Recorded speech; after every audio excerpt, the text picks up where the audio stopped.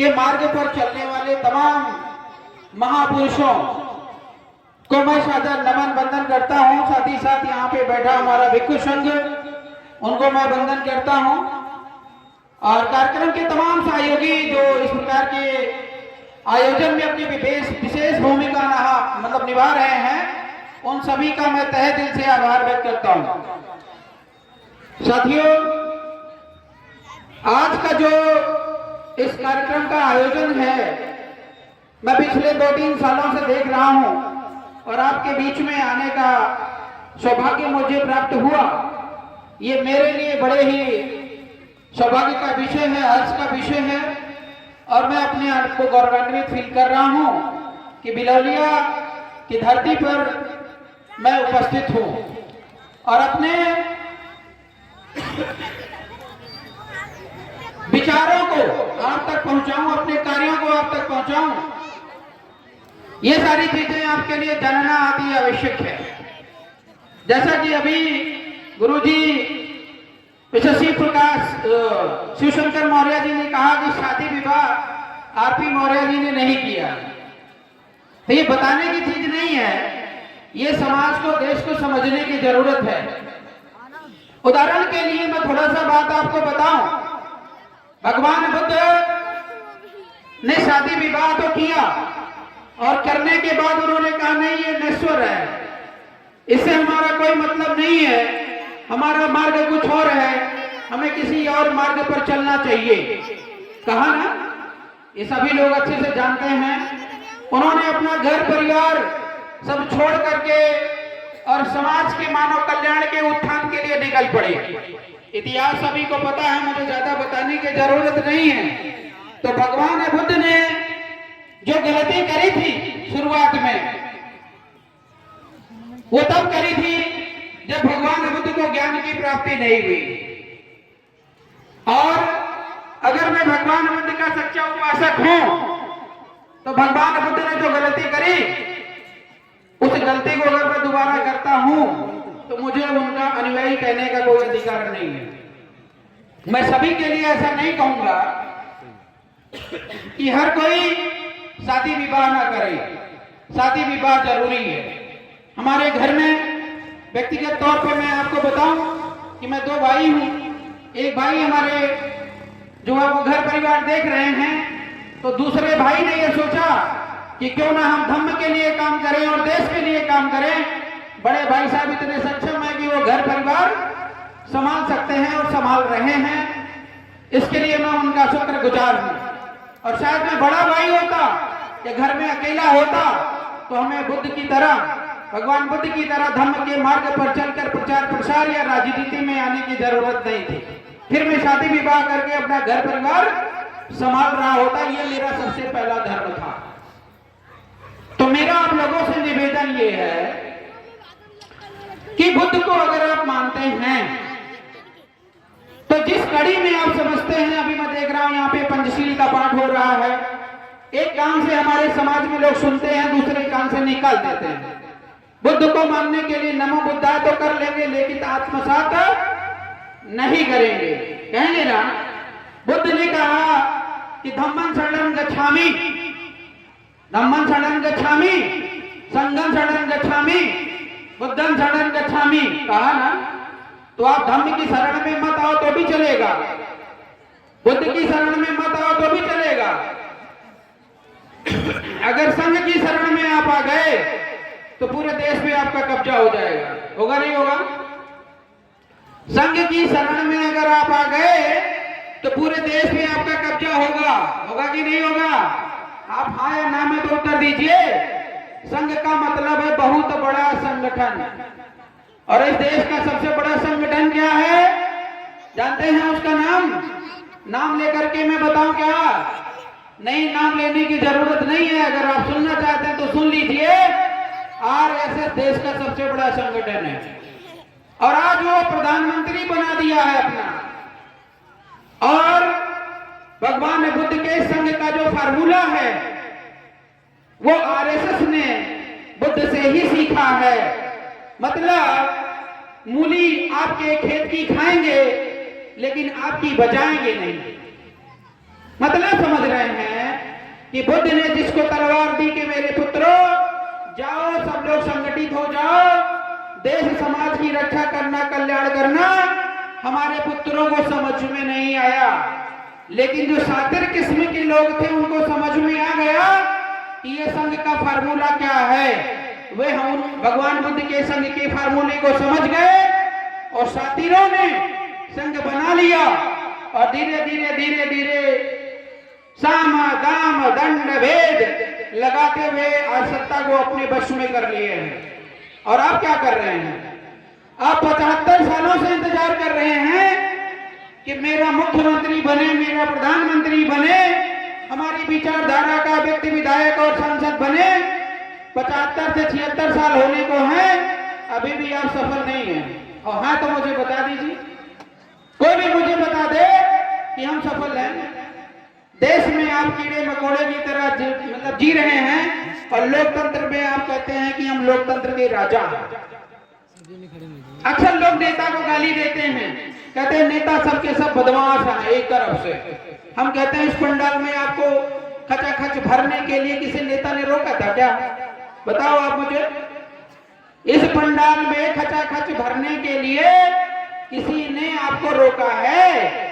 क्यों नहीं बताएं कि लोग यहाँ पे बुद्ध के नाम पे, धम्म के नाम पे, संघ के नाम पर 1 रात 2 रात देने के लिए नहीं तैयार हैं? बताइए आप मुझे। और गलती आपकी है, और अगर आप गलती करते हो तो कभी आप अपनी विचारधारा का नेता पैदा नहीं कर पाओगे। हर 6 महीने में, हर 1 साल में इलेक्शन होगा और अगर आपका सिलेक्शन अच्छा नहीं है तो इलेक्शन कभी अच्छा नहीं होगा। बस चौराहे पे बैठ करके आप चर्चा करते रहिएगा, इस बार मुख्यमंत्री कौन बनेगा, इस बार प्रधानमंत्री कौन बनेगा, राजनीति में क्या चल रहा है। सिर्फ चर्चा और चर्चा होती है, समाधान 0/सन्नाटा। भगवान बुद्ध ने कहा कि अगर कोई समस्या है तो उसका समाधान है, और समस्या है तो उसका कारण है, कारण है तो निवारण भी है। ये सभी लोग जानते हैं। देश के अंदर अगर आपको वास्तव में सुखमय जीवन बिताना है तो उसके लिए बुद्ध का मार्ग ही सर्वोपरि मार्ग है। और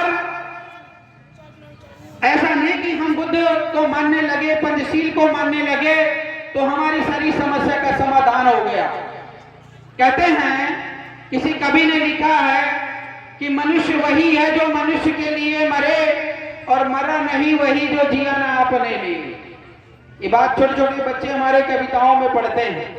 तो भगवान बुद्ध आपके बीच में है कि नहीं है, मुझे बताइए। भगवान बुद्ध मरे हैं या भगवान बुद्ध को कोई मार सकता है? कभी नहीं मार सकता है। भगवान बुद्ध अमर है। उन्होंने क्यों अमर हो गए? क्यों लोगों ने उनको अमर कर दिया? क्यों उनकी बैठ करके हम पूजा अर्चना करते हैं? क्यों उनके विचारों को हम जन जन तक पहुंचाने का काम करते हैं? क्योंकि भगवान बुद्ध ने पूरी जिंदगी अपने लिए नहीं जिया, समाज के लिए, देश के लिए जिया और मानव जीवन को सुखमय बनाने का काम किया कि नहीं किया? तो आज वो अजर और अमर हैं। तो मेरा सिर्फ ये कहने का मतलब है कि अगर आप बुद्ध को मानते हैं, बुद्ध की विचारधारा को मानते हैं, तो उस विचारधारा को जन जन तक पहुंचाने की जिम्मेदारी और इस धम्म के प्रचार प्रसार की जिम्मेदारी आपकी है। संघ को बढ़ाना है, इकट्ठा है, बड़ा सैलाब को क्रिएट करना है, तब जाकर के आप उस धम्म पताका को पूरे देश में फहरा सकते हैं। अदरवाइज आप घर के अंदर पूजा कर लीजिए, पाठ कर लीजिए, उससे कुछ नहीं होगा। तो 4 लोगों के बीच में जब जाते हैं तो नमो बुद्धाय के बजाय नमस्कार से काम चला लेते हैं। यही करते हैं ना, क्योंकि शर्माते भी। आपको बता दे कि जैसे सूरज होता है, ये बल्ब जल रहा है ना, या कोई भी एनर्जी का माध्यम है, ऊर्जा का माध्यम है, तो सूरज ऊर्जा का इस पृथ्वी पर सबसे बड़ा स्रोत है। ये सभी जानते हैं। ठीक वैसे ही हम लोग कहते हैं कि हम हिंदू धर्म से हैं, मुस्लिम धर्म से हैं, सिख धर्म से हैं, ईसाई धर्म से हैं, न जाने कितने कितने धर्म बना दिए गए। और धर्म को कर दिया गया दूषित। आज हमें धर्म के वास्तविक स्वरूप को समझने की जरूरत है। अगर आप यह मानते हैं कि ऊर्जा का सबसे बड़ा स्रोत इस विश्व में सूरज है, तो मैं आपको बता दूं कि धम्म अर्थात धर्म का सबसे बड़ा स्रोत भगवान बुद्ध ही है। उसके बाद जितने भी महापुरुष आए हैं, सब लोगों ने, किसी ने नाम उनका लिया है, किसी ने नहीं लिया है, मैं उससे हमारी कोई शिकायत नहीं है, लेकिन सभी ने बुद्ध के मार्ग को अपनाते हुए और मानव कल्याण के लिए काम किया है। महापुरुषों की लिस्ट बहुत बड़ी है, लेकिन आज तक वो महापुरुष सफल क्यों नहीं हुए? क्योंकि वे महापुरुष आपके उत्थान के लिए, आपके कल्याण के लिए काम किए और वे सत्ता में नहीं रहे, उन्होंने आपको समझा करके आपको बेहतर बनाने का काम किया। मैं उन सभी को सैल्यूट करता हूं, नमस्कार करता हूं, नमन करता हूं, वंदन करता हूं, लेकिन मेरा आपसे यह निवेदन है कि धर्म के आगे और पीछे न हिंदू लिखना, न मुस्लिम लिखना, न सिख लिखना, न ईसाई लिखना, न बौद्ध लिखना। आप लोग एक संप्रदाय को जन्म दे रहे हैं। अगर आप कह रहे हो कि मैं बौद्ध धर्म का पुजारी हूं, तो आप भगवान बुद्ध को कटघरे में बंद कर रहे हैं। ये ध्यान से सुन लीजिएगा। यहाँ पर हमारे बंदे भिक्षु संघ भी बैठे हैं, और ये भी आपको स्पष्ट बता दें कि बौद्ध धर्म का नाम भले विश्व के कोने कोने तक फैला हुआ है, लेकिन इस देश में बौद्ध धर्म की रजिस्ट्री नहीं है। भारत सरकार ने बौद्ध धर्म को मान्यता नहीं दिया है। सुप्रीम कोर्ट में हम लोग एप्लीकेशन लेकर के फाइल किए, भारत सरकार को डायरेक्शन दी गई। भारत सरकार सिखों की तरह, हिंदुओं की तरह, मुस्लिमों की तरह बुद्धिस्टों का एक्ट बनाने को तैयार रही है। क्यों नहीं तैयार है? क्योंकि उसको पता है कि अगर भगवान बुद्ध की विचारधारा देश में लागू हो गई, तो जो ब्राह्मणवादी विचारधारा है, मनवादी विचारधारा है या शोषणकारी विचारधारा है, वो आज नहीं तो खत्म हो जाएगा। भारत फिर से सोने की चिड़िया बनना शुरू हो जाएगा या सम्राट अशोक के विचारों पर चलना शुरू हो जाएगा। इसलिए मनवादी व्यवस्था के लोग कभी भी बुद्ध की विचारधारा हो, कबीर साहब की विचारधारा हो, फूले की विचारधारा हो या किसी बाबा साहब भीमराव अम्बेडकर की विचारधारा हो, सबकी विचारधारा तो एक ही है, बस खाली अलग अलग समय काल में सभी ने काम किया है। तो इनको हमेशा दबाने का प्रयास करते हैं और दबाएंगे, और दबाएंगे। वो तब तक दबाएंगे जब तक आप अपना नेता नहीं बना लेते हो। अब आपके नेता की अगर मैं बात करूं, तो आप 75 साल में अपना नेता नहीं बना पाएंगे। कोई नेता हो आपका जिसमें आप प्राउडली कह सकते हो कि ये हमारा नेता है, सम्राट अशोक की छवि रखता है, सम्राट अशोक और बुद्ध के मार्ग पर चल करके देश को फिर से सोने की चिड़िया बनाना चाहता है, तो आप मुझे बताइए। अभी तक आप सम्राट अशोक के मार्ग पर चलने वाला नेता नहीं पैदा कर पाए। बहुत सोचने वाली बात है। और जो नेता समाज से पैदा होता है, वो समाज के लिए लड़ता है, और जो नेता हेलीकॉप्टर से आता है, अपना पैसा खर्च करके आता है, नंबर 2 का पैसा लेकर के आता है, वो 420 करके आपका वोट तो लेगा, लेकिन कभी आपके बीच में काम करने के लिए नहीं आएगा, कभी नहीं आएगा। तो मेरा आपसे कहना है कि 2 प्रकार की सत्ता आपके लिए जरूरी है। सत्ता नंबर 1 धर्म सत्ता। भारत देश के हर दिलो दिमाग में, दुनिया की छोड़ दो, विदेशों में क्या हो रहा है हमसे कोई लेना देना नहीं। हमारे गांव में, हमारे जिले में, हमारे पड़ोस में, हमारे देश में क्या हो रहा है, इस पर ध्यान देना है। हमें बुद्ध की विचारधारा को जन जन तक पहुंचाना, यह जिम्मेदारी आपकी है और हमारे धर्म गुरुओं की है।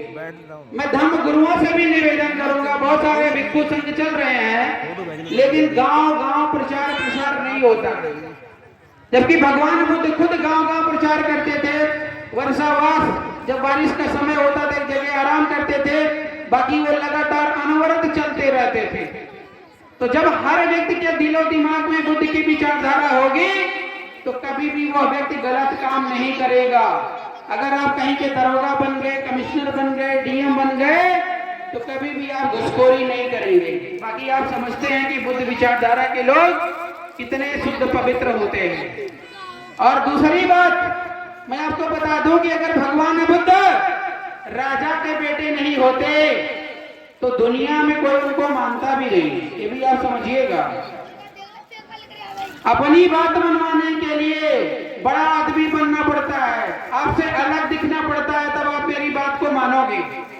अगर मैं आपके बीच से ये भाई जयप्रकाश जी ने जो काम कर रहे हैं, ये काम मैं बता दूं, भारत की तो बात नहीं करूंगा लेकिन उत्तर प्रदेश में कोई नहीं कर पा रहा, मैं गारंटी देता हूं। और एक बार जोरदार तालियों से भाई जयप्रकाश जी का स्वागत आप कीजिए। ये बहुत महान काम कर रहे हैं, लेकिन आप जितना तवज्जो मुझे देंगे उतना तवज्जो इन्हें नहीं देंगे, क्योंकि मैं बाहर का व्यक्ति हूँ। आरपी मौर्य आए हैं तो बाहर से आए हैं, दिल्ली से आए हैं, लखनऊ से आए हैं, उनके पास ज्यादा ज्ञान होगा। लेकिन भाई जयप्रकाश के पास ज्यादा ज्ञान होने के बाद भी आपके गांव का होने के नाते आप उन्हें सम्मान नहीं दोगे, नहीं दोगे ना। ये पुरानी एक आइडियोलॉजी, एक तौर तरीका है। लेकिन अगर भाई जयप्रकाश जी किसी प्रधानमंत्री के बेटे होते या सम्राट अशोक के डायरेक्ट बेटे होते या राजा के बेटे होते या इनकी राजाओं की विरासत पहले आपको दिखाई देती, तभी सीधे आप इनके पैरों और घुटनों में पड़ जाते नहीं पड़ जाते। तो आप विचारधारा को सैल्यूट नहीं कर रहे हो, आप काम को सैल्यूट नहीं कर रहे हो, आप पोजीशन को सैल्यूट कर रहे हो। अखिलेश यादव की बेटी है, वो मुख्यमंत्री की कुर्सी के नजदीक है, एकदम नजदीक है। आपकी बेटी यहाँ बैठी हुई है। आप बताइए, इतना भेदभाव इस देश के अंदर है, इतना भेदभाव इस देश के अंदर। आपके इसी कुशगवा गांव में मैं बैठकर एक दिन नाश्ता कर रहा था, सुबह सुबह रात में रुका था, एक बिटिया आई और पूरी परोस रही थी मेरे को खिलाने के लिए। मैंने कहा बेटा किस क्लास में आप हो? रोने लगी। बताएं की स्थिति ये है कि पढ़ाई लिखाई की कोई व्यवस्था नहीं है, वो स्कूल नहीं जाती है। उसके पिता ने बोला कि सर हम अपनी बच्ची को स्कूल नहीं भेजते क्योंकि स्कूल बहुत दूर है, और हम अकेले बच्ची को नहीं भेज सकते क्योंकि समाज में बच्ची सुरक्षित नहीं है। तो किस समाज में बच्ची सुरक्षित नहीं है? जो समाज विचारधारा से कुपोषित हो, दूषित हो, उसी समाज में हमारी बेटी बहुएं सुरक्षित नहीं है। अगर बुद्ध विचारधारा से प्रेरित होगी हमारी समाज, तो वास्तव में हम ही एक दूसरे के रक्षक बनेंगे। हमें पुलिस, दरोगा, इंस्पेक्टर की जरूरत ही नहीं है। तो ये धर्म सत्ता है। यही सम्राट अशोक ने कहा कि मेरे पुत्रों, मेरे पुत्रों, महास्थविर बनिए। मतलब या तो उपासक बनिए और या धम्म गुरु बनिए और इस धम्म की विचारधारा को जन जन तक पहुंचाइए। ये सबसे बड़ा और पुण्य का काम है। दूसरी तरफ कि जो धम्म का प्रचार प्रसार आप करने जा रहे हो, सम्राट अशोक का उदाहरण ले लीजिए। सम्राट अशोक ने धम्म के प्रचार प्रसार में अपनी विशेष भूमिका तब निभाई जब वो सत्ता में थे। अगर वो सत्ता में नहीं होते, राजा नहीं होते, तो वो इस देश को सोने की चिड़िया नहीं बना सकते थे। मैं दिन रात चिल्ला लूं कि भगवान बुद्ध की विचारधारा को मानो मानो मानो, हमारी बात कोई नहीं सुनने वाला है।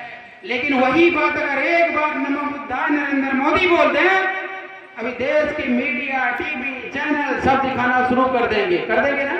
बोलिए, क्योंकि वो देश का सबसे बड़ा राजा है। तो देश का सबसे बड़ा राजा अगर बोल देता है तो आपके कानों तक पहुंच जाती है। मैं बोल रहा हूं तो आपके कानों तक नहीं पहुंच रही है। मतलब समझ रहे हैं ना? जयप्रकाश जी के खेत में मूली पैदा होती है, आलू पैदा होता है, 2 रुपए किलो आप देने को तैयार नहीं हो। रिलायंस कंपनी में बिकता है, बड़ी बड़ी सब्जी कंपनियां जब बेचती हैं 200 रुपए किलो मूली बिक जाती है, लोग खरीद के खाते हैं बड़े चाव से। ये हमारे देश और समाज की सोच है। तो मेरा ये कहना है, एक तरफ तो धर्म सत्ता और दूसरी तरफ राज्य सत्ता। जब तक आप दिल्ली, लखनऊ पर कब्जा नहीं करोगे, तब तक आपकी विचारधारा कभी देश के अंदर लागू हो ही नहीं सकती, गारंटी मैं दे रहा हूं। लेकिन एक चीज और मैं बताऊंगा, ज्यादा लंबा नहीं खींचूंगा, बस इतनी सी बात करूंगा कि आप लोग, काशीराम ने क्या कहा था? काशीराम मायावती को 4-4 बार मुख्यमंत्री बना के चले गए। उन्होंने कहा था कि नेता अपना होना चाहिए, मतलब पार्टी अपनी होनी चाहिए, कैंडिडेट कोई भी हो चलेगा। पार्टी अपनी होनी चाहिए, कैंडिडेट कोई भी हो चलेगा। मतलब समझ गए ना? पार्टी आपकी विचारधारा की होनी चाहिए, कैंडिडेट रखिएगा। तो बीजेपी के लोग या कोई भी पार्टी के लोग, उसकी एक विचारधारा होती है। तो जिस विचारधारा पर वो काम करना चाहती है वही विचारधारा पर काम होता है। चाहे कोई बुद्धिस्ट उस पार्टी का विधायक बन जाए या सांसद बन जाए, उसे कोई लेना देना नहीं है। मैं बुद्धिस्ट हूँ, बीजेपी में जाके सांसद बन गया हूँ, कुछ नहीं कर पाऊंगा। उदाहरण आपके सामने है, बताने की जरूरत नहीं है ना। लेकिन अगर पार्टी आपकी विचारधारा की है तो आपकी विचारधारा की विजय होगी, ध्यान रखिएगा। हमारे समाज के लोग क्या करते हैं, कहते नहीं कैंडिडेट अपना होना चाहिए, पार्टी कोई भी हो चलेगी, ये कहते हैं। सबसे बड़ी गलती यही कर रहे हो। हमने अभी तक बहुत रिसर्च किया है, अयोध्या की लड़ाई हमने लड़ी है और बुद्ध की विचारधारा को कितनी दमदारी से मैं मानता हूं और फैलाने का काम करता हूं। ये जितना भी बुद्धिजीवी वर्ग है वो सब जानता है, बताने की जरूरत नहीं है। RP Maurya is equal to क्या है ये सब जानते हैं।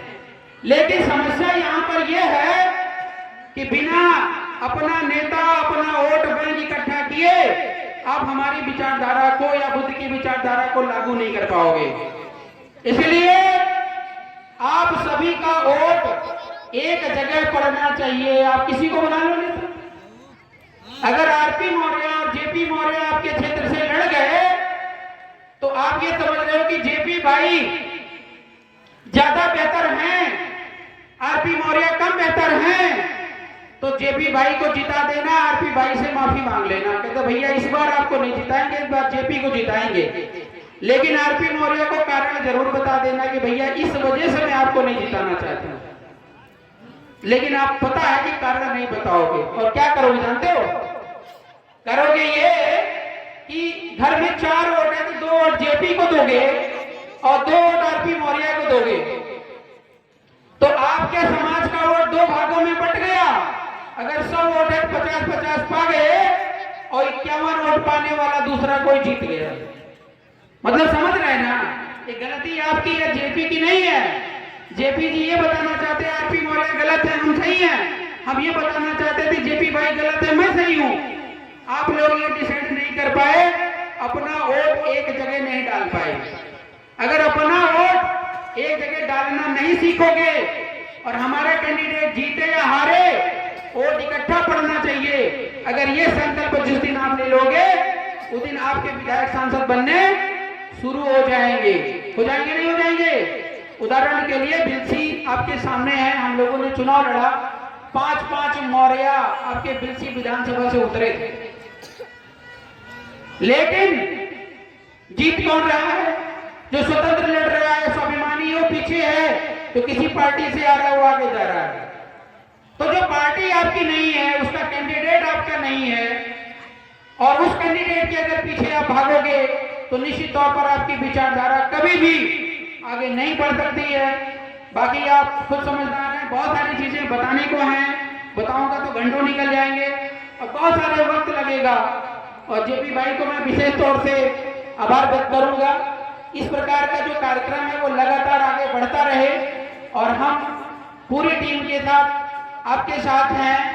और एक बात और बता दूं कि जब कोई व्यक्ति व्यक्तिगत पैसा लगा के धम्म का काम करता है तो वो धम्म का काम नहीं होता।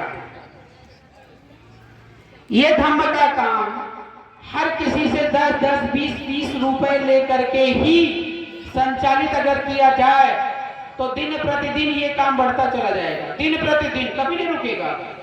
लेकिन जेपी भाई को अगर एक कार्यक्रम करने के लिए लोन लेना पड़ेगा तो ये 2 साल के अंदर बंद हो जाएगा। होगा नहीं होगा? इसीलिए मेरा निवेदन ये है कि अभी यहाँ पे और भी वक्ता थे, वो बता रहे थे कि धम्म दान बहुत जरूरी है। तो भगवान बुद्ध के पास बहुत पैसा था, राजा के बेटे थे, सोने चांदियां असरफियां सब कुछ थे। लेकिन जब भगवान बुद्ध निकले तो नंगे पैर निकले ना, और नंगे पैर निकले। उसके बाद लोगों ने उनकी मदद करते गए, संघ उनका बढ़ता गया और पूरे विश्व में वो संघ छा लिया ना। तो समाज ने उनका सपोर्ट किया। समाज 1-1 रुपए लगा करके जब धम्म को बढ़ाएगा तो धम्म दिन प्रतिदिन बढ़ता चला जाएगा। जेपी भाई आज आपके भिलौलिया में है कल वो पूरे उत्तर प्रदेश में, पूरे भारत में छा जाएंगे। लेकिन अगर आपने सोचा नहीं मुझे 10 रुपए नहीं देना है, 20 रुपए नहीं देना है, तो धीरे धीरे धीरे धीरे डाउन हो जाएंगे। ऐसे नेता भी डाउन हो जाते हैं। कई नेताओं के पास बहुत पैसे हैं, लगा के नेता बनना चाहते हैं, लेकिन खत्म हो गए। तो अपनी पार्टी, अपना संगठन ये सेलेक्ट आप करिए। एक एक, दो दो, 10-10, 20-20 जो भी आप दे सकते हो दे करके उसके लिए तन मन धन से लगिए। निश्चित तौर पे कर भारत सोने की चिड़िया बनेगा। और मैं दिन रात घूमता रहता हूं, मेरे को प्रचार प्रसार के अलावा कोई काम नहीं है। हमारे पास रुपए पैसे भी नहीं होते हैं। एक एक रुपया, 2-2, 10-10, 20-20 रुपए लेकर के काम करता हूं और काम पूरी तरह सफल है, चल रहा है। बस वक्त का इंतजार है कि कब आप जागोगे, और जब आप जागोगे उसी समय हथौड़ा मार देंगे। अभी हम गर्म कर रहे हैं माहौल को। तो मैं आज वीआईपी पार्टी की तरफ से आज इस हम मतलब बुद्ध महोत्सव, बिलौलिया बुद्ध महोत्सव टीम या पूरे इस आयोजन कमेटी को वीआईपी पार्टी की तरफ से 5,000 रुपए की घोषणा करता हूं। और मैं इसलिए छोटी घोषणा कर रहा हूं कि ये जिम्मेदारी सभी की है। और जो मैं 5,000 रुपए दूंगा जेपी भाई